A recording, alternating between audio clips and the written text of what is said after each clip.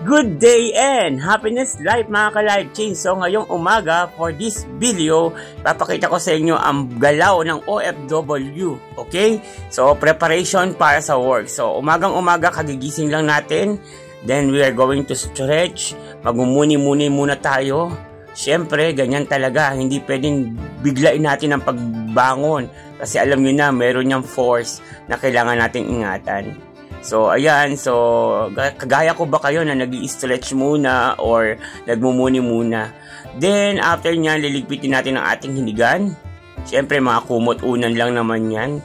Tinanggal ko muna yung bedsheet ko kasi nilaban. Okay? So, yan muna. So, tiklopin muna natin ang ating pinagtulugan para sa ganon maayos at organize ang ating bed. So, simpleng gawain sa umaga na kailangan natin talagang dapat ginagawa. After nyan, syempre, palakpak tayo para purihin ng Diyos. So, lumuhod muna tayo sa Lord sa umaga, okay? Huwag natin kalilimutan magpasalamat at magpuri dahil binigyan tayo ng Panginoon ng panibagong lakas, panibagong pag-asa, panibagong umaga dahil every gising is a blessing, di po ba? Kaya karapat dapat lang magpasalamat tayo sa ating Diyos Ama. And after nyan, ready na tayong mag-prepare ng ating lulutuin. So, stretch ulit tayo, guys. Okay? So, from this video, nakapagluto na tayo. Ayan. So, kung makikita ninyo, guys. So, preparation para magkape muna pala. Bago pala ako magluto, magkakape muna tayo. Siyempre, timpla muna tayo ng coffee. Kasi alam niyo naman, tayo Pilipino, life is coffee also. Okay? Wala lang akong tinapay today. Kasi magluluto nga ako ng breakfast, pambaon. Alam niyo naman, matipid si ka-live change o FW, di mahilig mamili. So, magluluto lang tayo ng broccoli chicken. So, kukunin ko lang sa rep yung mga ingredients like the chicken. Alam niyo naman, dito, chicken lang talaga at chicken lang talaga. So, yan, let's go. So, nakapaghiwa na ako. Kagabi, pre-prepare ko na yung mga hihiwain.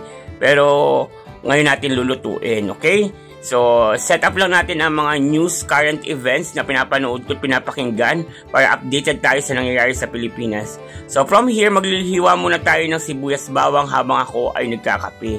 At yung iba pa nating hiwain na patatas, ayan yung broccoli, tapos yung patatas, babalatan natin at hihiwain. Pinapakita ko sa inyo ang mga sangkap. Dahil mamaya magkukuking show naman tayo, okay? Cooking show, yes! Para makita nyo paano ako magluto ng broccoli chicken, okay? So, hiwa-hiwa lang tayo for the meantime. Yan, hiwain lang natin yung bawang sibuyas, kamatis, tapos meron tayong tanglad para mas masarap ang sabaw, diba? So, ayan, patuloy lang ako sa paghihiwa. Mamaya lulutuin natin sa ating cooking show. So, ganyan-ganyan lang, simpleng buhay, di ba? Umagang kay ganda. So, dapat lagi ka nakangiti. Kasama yan sa pagluluto. You need to smile para masarap ang lasa daw. Ayan. So, hiniwa ko lang ng maliliit yung sibuyas at bawang. Then, isunod na natin ang pagbabalat ng patatas. Di ba? Style chef. Ayan. So, ganyan lang, guys. So, ayan, pakita ko sa inyo. So, meron tayong lalagyan. Ilagay muna natin dyan lahat para mamaya tuloy-tuloy ang ating pagluluto. Pag nahiwa na natin yung mga pampalasa. Okay? So, ayan, yung bawang na. Ayan, di ba? Ganyan lang talaga ang buhay ng OFW, guys. Kasi nga, pag naka-leave out ka, mag-prepare ka ng sarili mong pagkain. Kung gusto mo makatipid, magluto ka at magbaon. Para at least kahit pa paano hindi ka gastos ng gastos or bili ng bili sa labas. Kasi pag wala kang baon, siguradong gagastos ka ng malaki for the day. So ito, wala akong gagastosin kasi libre yung kape, libre yung tubig, kakain lang ako ng lunch. Minsan may mga pa-sweet, pa-cake pa sa office namin. So, kaya nagbabaon lang ako. At least that day, siguro mga 1 week hindi ako gumagastos. Minsan lang, pagbibili ako ng shawarma. Kasi gusto ko ng ibang lasa ng food. So, bumibili rin ako minsan ng shawarma or minsan gusto ko ng kapsa or roasted or ng faham. So, bumibili lang tayo niyan. Pagka paminsan-minsan lang, siguro once in a week lang ako bumibili sa ganon. So, ayan guys, nahiwa ko ng lahat. So, set natin yung chicken. Ihiwain ko lang ito ng medyo maliliit na slice. So, yung iba, medyo marami yung chicken. 6 pieces yan na Thai part. So tabi lang muna natin yung dalawa siguro para mamayang gabi meron pa akong pamprito. O diba, tipid talaga.